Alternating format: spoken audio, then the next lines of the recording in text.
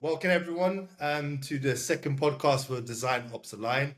I'm honored to have a brilliant guest, Laura Baker, who is a global design director for Fearless. 13 years in the industry. She's actually been working 3 years as a design director. She's also the founding member of 15, which is a very, very popular group of community of designers. And welcome, Laura. Thank you so much for inviting me on. It's really great to have this conversation.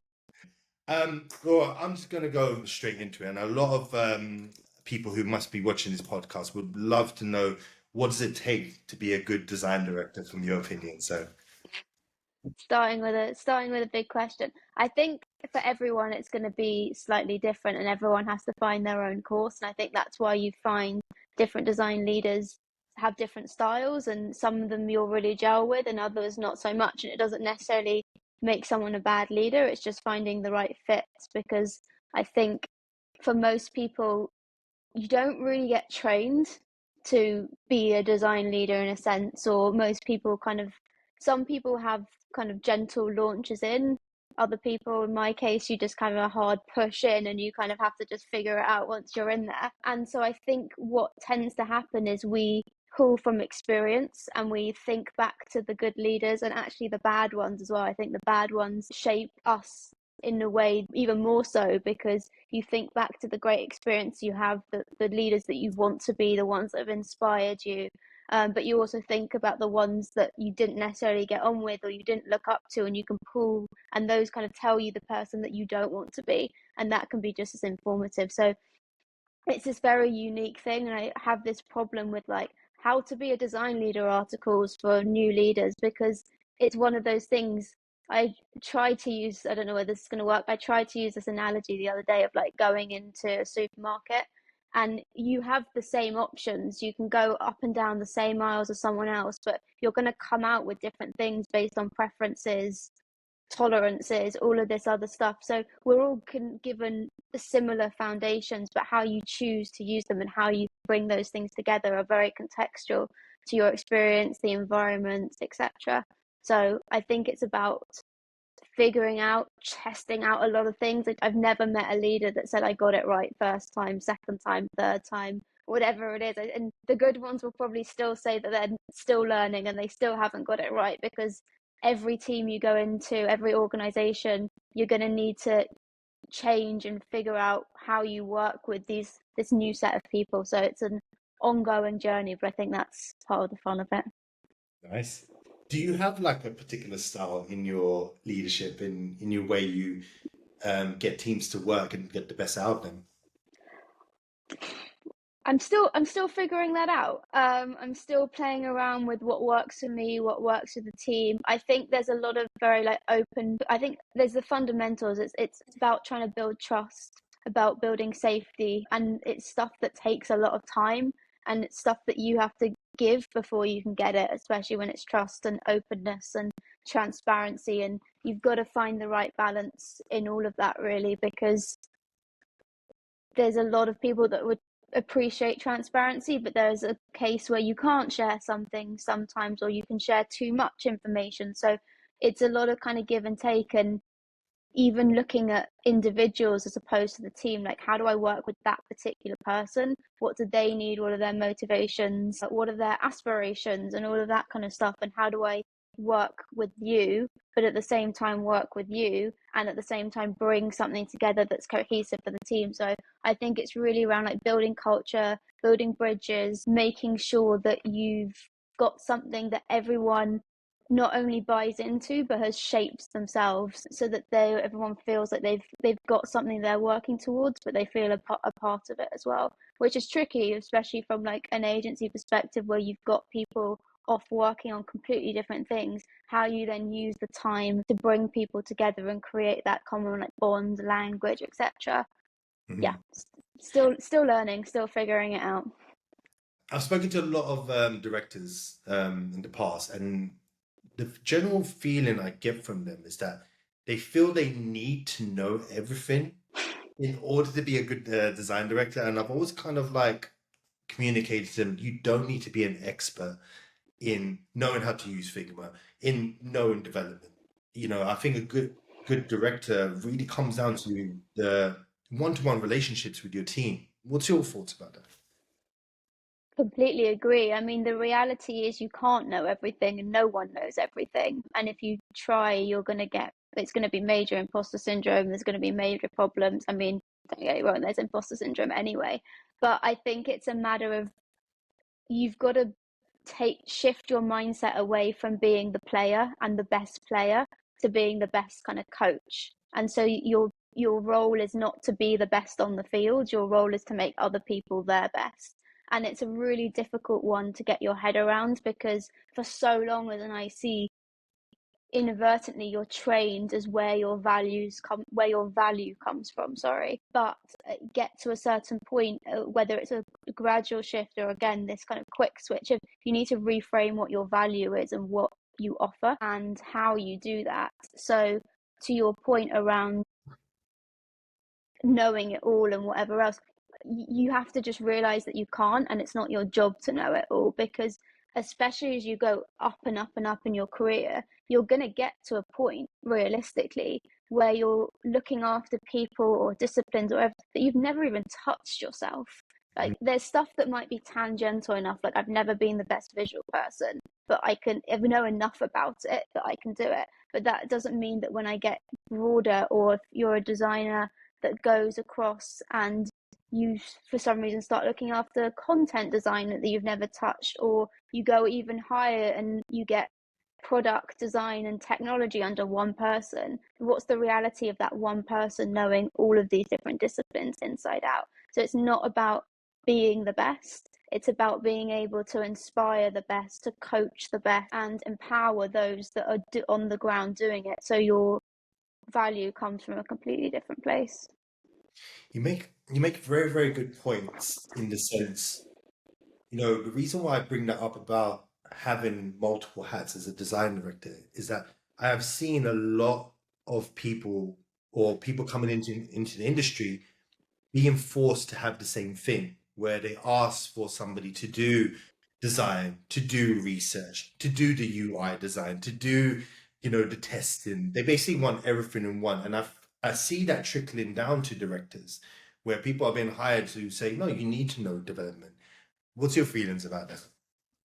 I mean, I was writing about this the other day. Like, there's this weird thing at leadership level and exec level where at an IC there's an expectation that you can specialize, but at some ways when you get to a certain level, you're kind of seen as a generalist and you've got to cover all of these bases. And they're actually completely different skill sets when you look at things like educating about design, the ROI, going into the operation, like design ops and building disciplines and teams and setting visions and strategies and all of these other things that we expect design leaders to be able to do. But they're very different skill sets. There's a question of, is this just the sign of the times? And are people being asked to do a lot more and be a lot more generalist because of budget constraints and all of that kind of stuff? So we'll see whether that moves. And from a director level, it's this kind of player coach vibe that everyone's talking about, where they're being kind of brought down to do the hands-on work and wearing more hats and covering more bases. So I think there's potentially a market situation within that. I think when we talk about design, actually designers as well, but predominantly design leaders, it's a real lack of knowledge, especially when someone's hiring their first leader, their first exec, their first VP. A lot of the time, the business doesn't know what they should be looking for in a VP. What should that person be doing? And so there's actually a knowledge gap there in terms of hiring the right person, the right skill sets, and making sure that they're setting that person up for success. And that's where you see some problems, because the wrong person might come in with the wrong skill sets, and then there's a potential reputation damage that goes along with that. Do you think, because there's a lot of people that have come into the industry that have been forced to do multiple things, and when they move into a different level, like a lead or like a VP or like a design director, do you find that it's hard for them to let go of some of those responsibilities, or even to be taken on different responsibilities when they move into different types of positions? And how do you deal with that? Yeah, I think that's definitely a fair call out in terms of what you sometimes see, and I think it comes back to that mindset mindset shift of where your value comes from, and then also what you enjoy, because it can be really difficult to, if you're the person that loves the craft and loves delivering, to let that go and step away from that when you spent years in your career developing that and learning that and everything else. Yeah, it is a really difficult thing to then take a step back and also as a leader go, I've got to let other people do it and let it do it their way and learn, because you might be like, that's not the way that I would do it, but as long as they get to from A to B and the outcomes are there, if the route they take is slightly different, you've got to be able to just take a step back and go, that's fine, they will learn for something, and actually take a step back, even if you can see a little problem happening down the road. Depending on the size of that problem, you'll need to step in, or you have to actually just make a judgment call, and this is going to be a learning opportunity for them. I need to let them make that mistake, I need to let them do that, and then I'll come in and help them. But if you don't let them have that opportunity to fail and learn, they won't grow in the same way. Do you think having processes in place for designers to develop themselves, or from your learnings being a designer, um, is the best way for optimal delivery of of products or deliveries of designs? And do you think processes are too rigid in stopping people from being creative? What's your thoughts on that? It's a very, I mean, processes in general is a very kind of contextual thing to say, are they too rigid? I kind of need to look at the situation that we're looking at. But I guess to answer the first question, I do think they can be helpful. They can be helpful from a development perspective, which is what you just said, in terms of more junior designers and giving them kind of the scaffolding and the guardrails as you learn, and there's repeatability in what they're doing, so that the more you do something over and over again, the more you learn, and it gives you a framework. But outside of development, I think there's definite value in process from a consistency perspective, when you, especially when you're looking at very large organizations, because it means that a stakeholder experience, for example, if they work with that designer or that designer, they're not going to get completely different outputs or ways of working or language or anything like that. So you have some sort of commonality across different parts of the organization to say, okay, we're going to do service design, this is a blueprint, this is what doing a blueprint means at insert company name. So there's definite opportunities in process.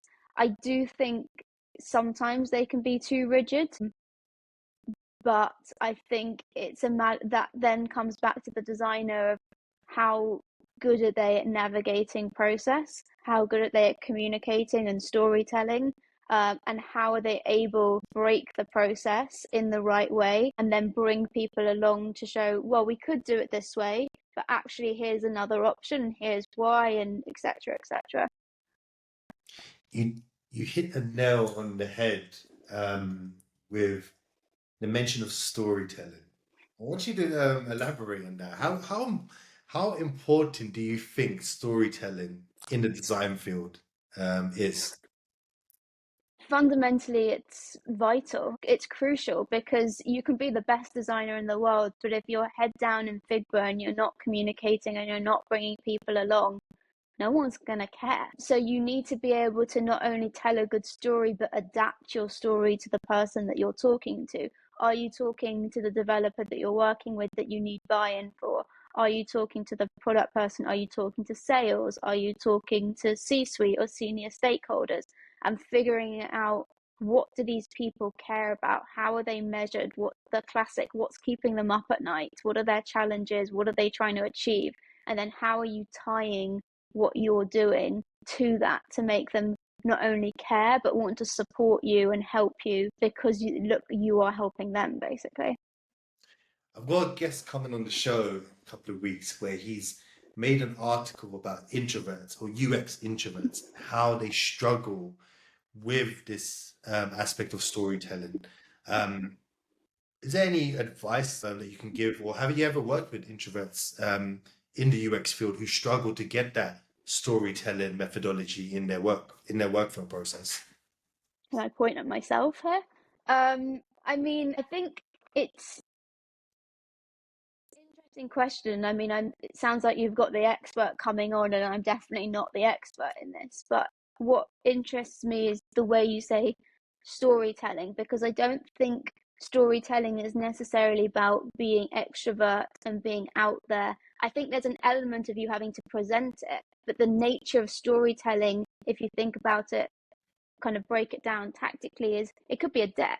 And so how are you telling the story in the work that you're putting together? It's not necessarily, there is an element of talking through it, and that's where your more extroverted personalities might feel better. But I do think there's this thing around introverts that we can't talk. And I think it's a matter of, there's a level of comfort and experience and practice that comes with it, and a level of confidence. Yes, you could be introverted, but if you're in the right environment and you feel confident around the people that you're with as well, it does make it easier. But I think it just comes back to being prepared, practice as much as you can, try and think ahead of time around what some of the questions that you might get asked are, share it with other people, even share it with the person, share the bit so that there isn't this big ta-da moment in your presentation, but actually you can feel confident going in because you know that you're already semi-aligned with whoever it is that you're working with.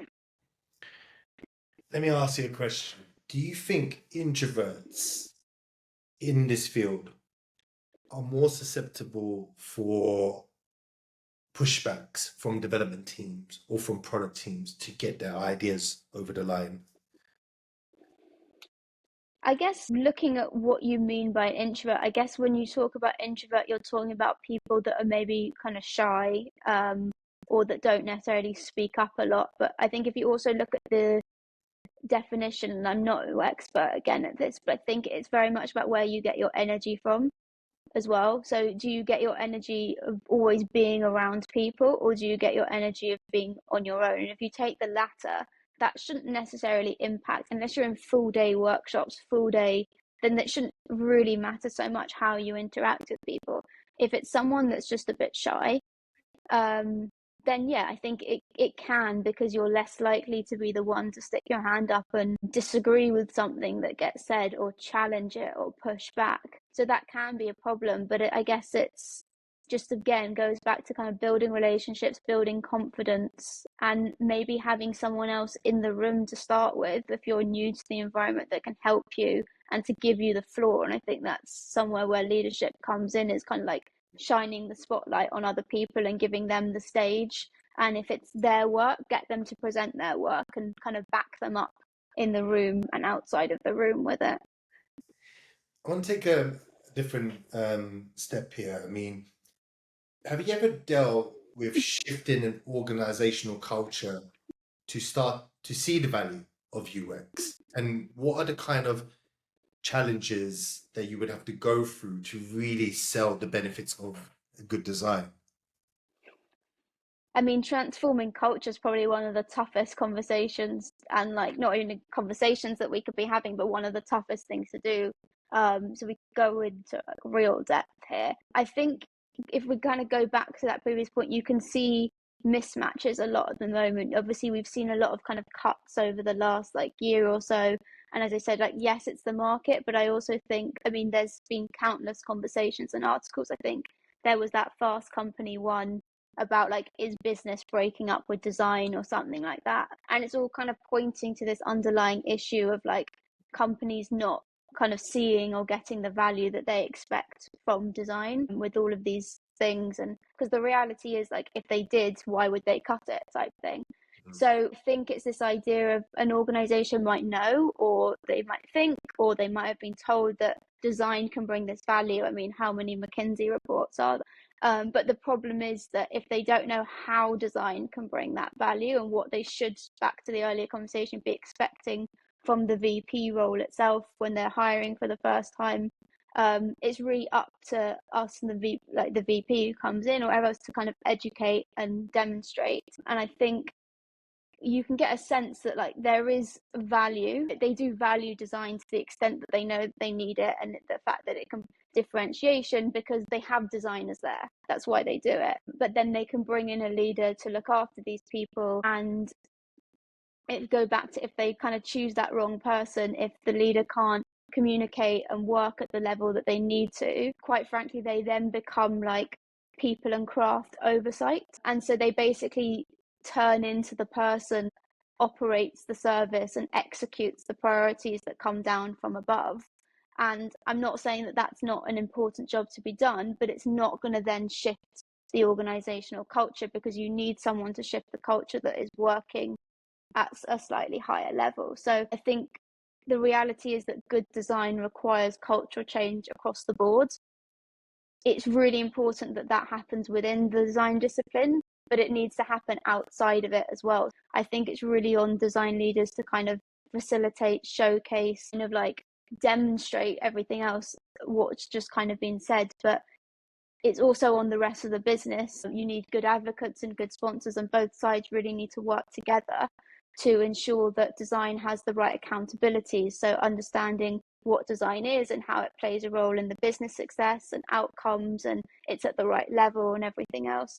How you actually do that as a leader, how you do the work, what you tie design into is probably going to be very dependent on the organization that you're in, the context, who's at the top and what do they care about, because ultimately the culture is going to come from the person at the top. Do they value design? Do they know what it is? Were they the ex CTO or the ex CFO, in which case you kind of know where their head's going to be and what they care about is a broad sweeping statement. Yeah, I think that there's a lot there. And I just say as well that to the piece about it needing to be on both sides, I think a design leader or any leader, really, you really need to be set up for success coming in. And there's loads of different factors of what that means. But if you really want to look at shifting culture and making changes and being that kind of like transformative figure, then you need to know what remit you're being given, really, and really understand that. Are you the person that pushes the boundaries or not? Are you looking at more kind of single, like staged optimization type thing? I remember hearing something a while ago where someone came in and it was either in their interview process or just after they said, okay, on a scale of playing it safe to getting fired, where should I be sitting for this role? And it's such a simple thing, but I really love that, because you say that to your boss and it really is important, because you need the support from the person above you. Like, the reality is, if the design leader starts to make moves, if they start to piss people off or whatever, is the person above them going to protect them and get behind them and say, no, that person has that remit to make this change. You need to listen to them. Because if that doesn't happen, like, it's always a hard job when we talk about change, but without that support, quite frankly, I've never seen it work. You bring up a massive point that I've spoken to with a lot of design directors, where they have felt that they don't have full control over the designs, and it's really owned by product managers. And it's that fight between product managers that they're having on a constant day-to-day basis to say that I'm responsible for the design and you are responsible for the product. Now, what's your thoughts about that that relationship and that kind of conflict? And what kind of advice would you give to the many people who are fighting this battle on a day-to-day basis? Yeah, I mean, I don't even think it's just design leaders. I actually think in some ways you hear it more from the people on the ground in terms of the challenges that they're experiencing. And I think this idea of like I mean, there's so many challenges that people will talk to about, but this idea of being like, designers being like, oh, we're not getting into the areas that we want to, we're being blocked out, we're stuck doing the tactical work, we're the wireframe monkeys, we're not involved in the strategic decisions, we're being brought in once that we're basically being handed the solution and go, now add the UX to it, and you're like, what? That doesn't make any sense. And we're just seen as the kind of people that color in the boxes. And there's this analogy I go back to, it's just like the painters rather than the architects. And I heard Jeremy Miller has this podcast I was listening to, and I want to say it was with Thomas Wilson.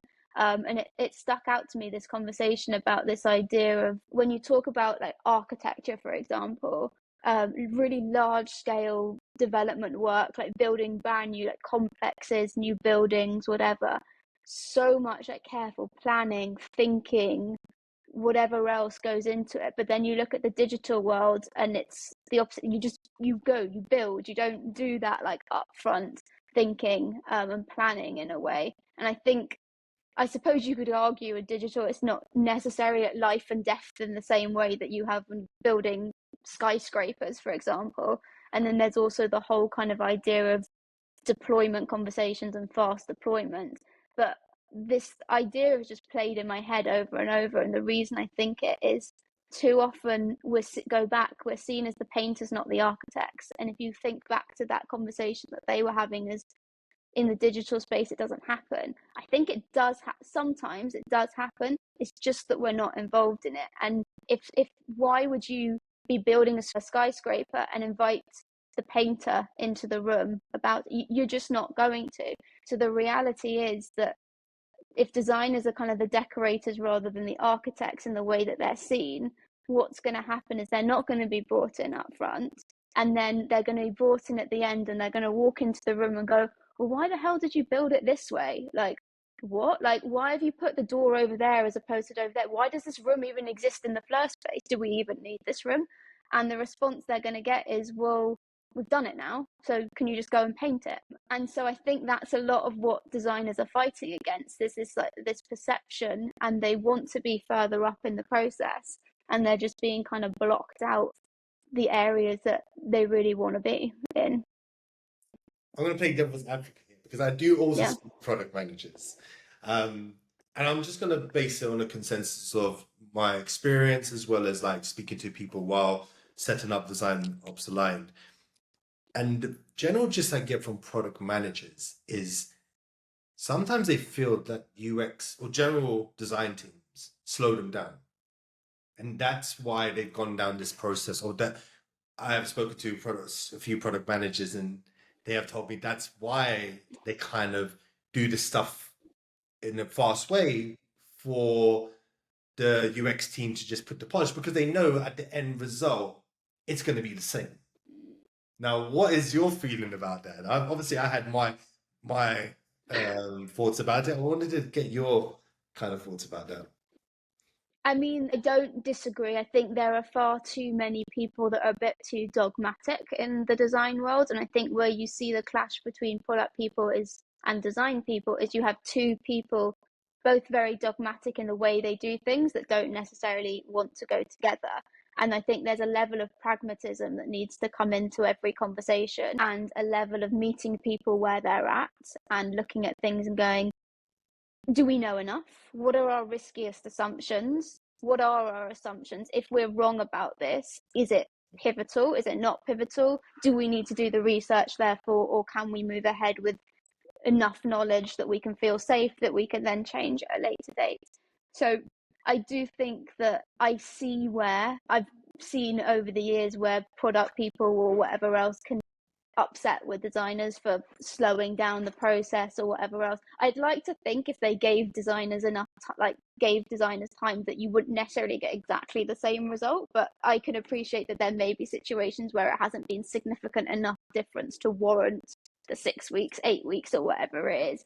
My challenge back to you, I suppose, again from my side to be devil's advocate for you, is when people say slow them down, I would question what the speed is and what are you working towards and why? Because I think another real bugbear of designers, and I've seen it myself, right or wrong, is that there's a lot of unrealistic and arbitrary timelines and deadlines that are put out there. And I would look at what metrics the team are working towards. Why do they need to ship within a certain date? And if you're just working to a shipping cadence, why are you not working to some sort of like value cadence? That's not the right word, value metric or whatever it is. And actually, if you shift people's perspective of it's not just about shipping, but it's actually around creating value, does the way that they work to create that value as opposed to ship something change? So, in my experience, I've noticed a lot of people come into the field to do great design work. But what's missing is really knowing, are they making great value? Are they making an impact? And when I'm seeing a lot of people in the industry not knowing how to even know if they're making an impact, or if even not being given the tools to know how can I track if I am making an impact with my designs. I mean, me personally, I think it's about asking questions. And as an ex-service designer, I'm very good at asking people questions, even when they're like, can you stop asking me questions? So I think it's really around going, well, why are we doing this in the first place? Rather than just jumping back in. I remember seeing something a long time ago that they kind of said, you ask a junior designer to design you a chair, they're going to design you a chair. If you ask a senior designer to do it, they're going to ask you, well, what room are you putting the chair in? What table is it going up against? Like, whatever the right questions are. But they're essentially going to figure out why they're making that chair and what the context is, the ecosystem of the room that it needs to sit in, how big does it need to be, or whatever else. And I think it's on us to do a bit of digging before we start working to go, well, why are we doing this? Ask the right questions. You might get people that will go, I don't know, we've just been told to do this thing, or like you talk to the product person and they've just been handed down a set of priorities rather than being handed a problem to solve. So you might find that people don't have the answers as to why you're doing something. But I think the other side of it is less as an individual about like why you're being taught it, and then like why as design as a discipline are you working. So going back to that point around accountability, like what is design accountable for within the organization, and it has to be obviously something that other people kind of care about, but when you can tie it to something that design is accountable for, you've got some sort of outcome to work towards as well. There's something that, that I've come across also when speaking to a lot of people in the industry. And I think we skimmed about it in our previous questions, but I want to really get your thoughts where a lot of design teams are struggling to get into the ideation process. They're really brought in very late on. Now, yeah, they can be brought in once that those ideas have been formulated and kind of like I've seen in a lot of companies, those ideas are then formulated and then we hand over to the design teams and they just go and execute it. What advice would you give to people, to directors trying to get their teams in really the early stages of ideation and to see the value that the UX team can bring to that stage in the process? Yeah, I mean, the ideation is almost like midway through the process. I think if you've got to really get yourself in, you need to get yourself into kind of like the planning conversations. But I think there's more, whatever you're looking at, I think there's a real need to kind of be proactive. Don't wait for the chance, like don't wait for it to come to you. Take the chance to kind of go to them with ideas and thoughts. And going back to the earlier point, make sure you tell a good or the right kind of story around your ideas, depending on who it is that you're talking to. So it's kind of framed around their objectives. And the more that you can do that, because the more you're then showing the value that you can create. Because if they don't know your value, why would they invite you into that conversation?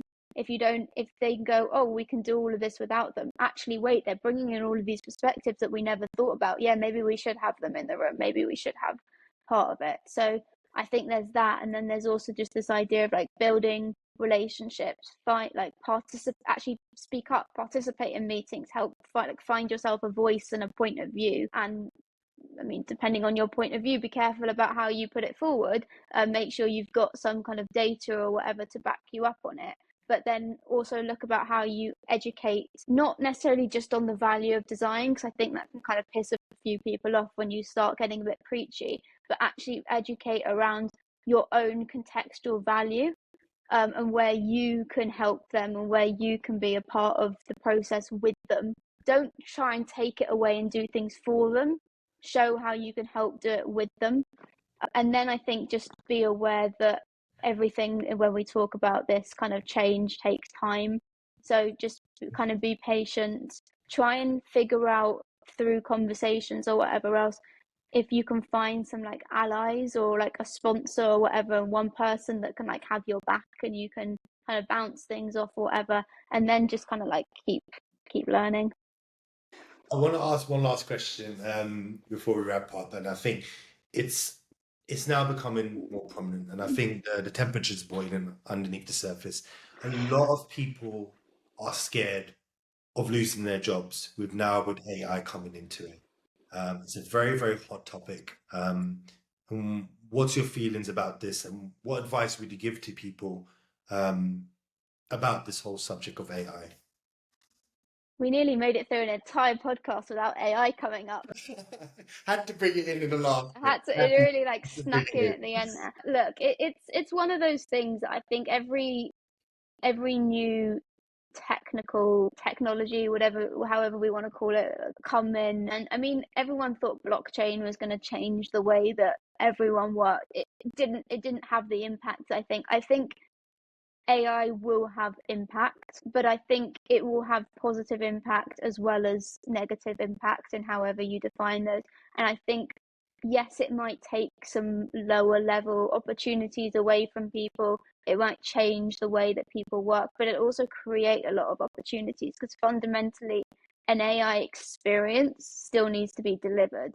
How that is delivered, the interface that gets used, that all could change. The way that we engage with products might change, but there's still an experience there for the most part, at least in the short term, that we're going to need. So what is a model experience? How do they, whatever else? And so there's going to need to be design within that. So I don't think it's necessarily going to take everything away.